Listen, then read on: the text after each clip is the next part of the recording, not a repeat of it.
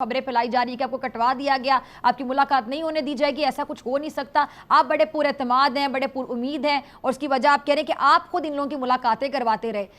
پھر جو اب جن کی آپ ملاقاتیں کرواتے رہے مروت صاحب، انہوں نے آپ کا پتہ کٹوا کے سائیڈ پہ کیا، اور پھر آپ کے بارے میں رومرز جو پھیلائی جا رہی ہیں وہ بھی آپ سنتے ہوں گے. یہ تو وہی بات ہوگی کہ جس پر احسان کرو اس کے شر سے بچو.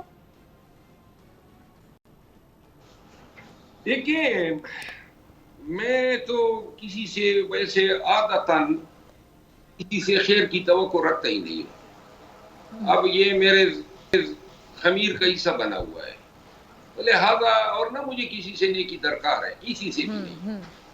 میں جو خان صاحب ہیں نا، خان صاحب واحد شخص ہیں پی ٹی آئی میں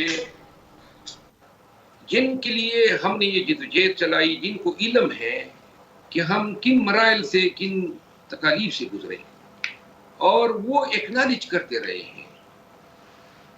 اب اس تمام چیز کا جو ہے جس میں پارٹی کے اندر سیاسی بغض کی وجہ سے پتہ کاٹنے کی کوشش کی گئی، وہ ان کنڈوں کا، ان طریقوں کا میں کبھی عادی نہ تھا، نہ مجھے علم تھا. دوسری بات یہ ہے کہ میں زندگی بھر یہ سازشوں، گروپ بندیوں سے محفوظ رہا ہوں. میں کبھی گروپ بندیوں پہ، کیونکہ میں سمجھتا ہوں کہ اللہ نے میرے لیے جو لکھا ہوا ہے وہی ہو کے رہے گا، اور میں اپنے تقدیر کے لکھے ہوئے سے مطمئن ہوں.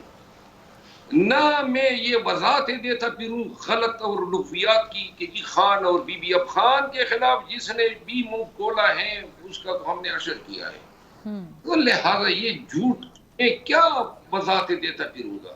یا جو ہے کہ جی سعودی بیان جو ہے وہ کسی کی ماں پہ دیا، مطلب اس سے زیادہ کوئی ذلیل کیا ہوگا کہ میرا ایک بیان تو ایک ذاتی رائے ہے، میں نے دی. اب جناب اس کے تانے بانے ملا دیے کہ جی یہ خان اب رہا ہو رہا تھا، خان کی ڈیل ہو گئی تھی، اور خان کو یہ بتایا گیا کہ جی ہم تو آپ کو رہا کروانے والے تھے کہ شیر افضل کا بیان آ گیا.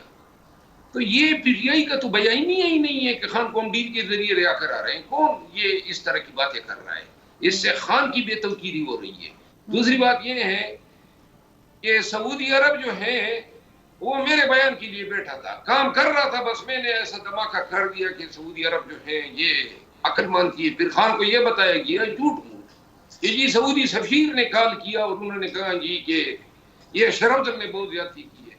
تو یہ کتنا جھوٹ خان کے کانوں میں زہر بولنے کی کوشش کی گئی، اور یہ سارے یہ کم وقت کرتے رہے ہیں. تو لہذا اور یہ کوئی منطقی عقلی طور پر ماننے والی باتیں ہیں.